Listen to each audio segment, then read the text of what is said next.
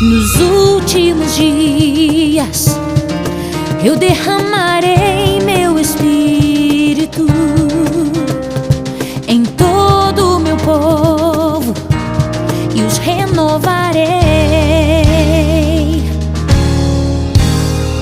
com sabedoria, com discernimentos e sonhos.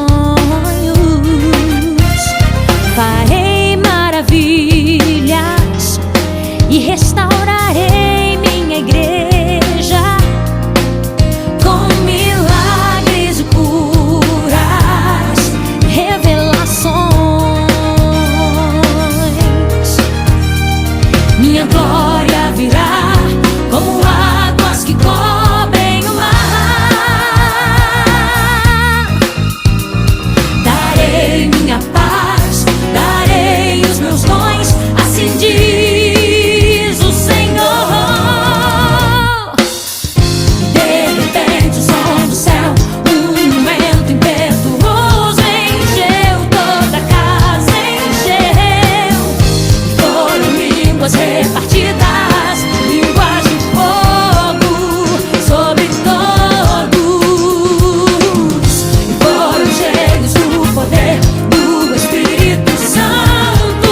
Foi o Pentecoste, sim, foi lá em Jerusalém, que hoje vai ser aqui.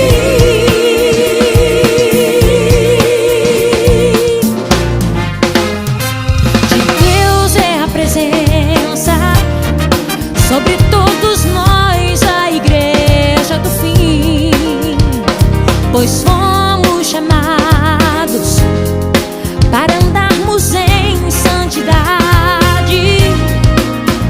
Essa é a vitória do povo de Deus. Minha glória virá como águas que cobrem o mar.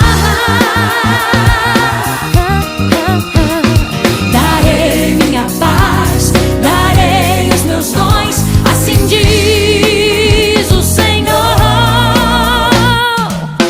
E de repente o som do céu, um vento impetuoso encheu toda a casa, encheu. E foram línguas repartidas, línguas de fogo sobre todos. Foram cheios do poder do Espírito Santo. Foi o Pentecoste, sim, foi lá em Jerusalém, que hoje vai ser aqui.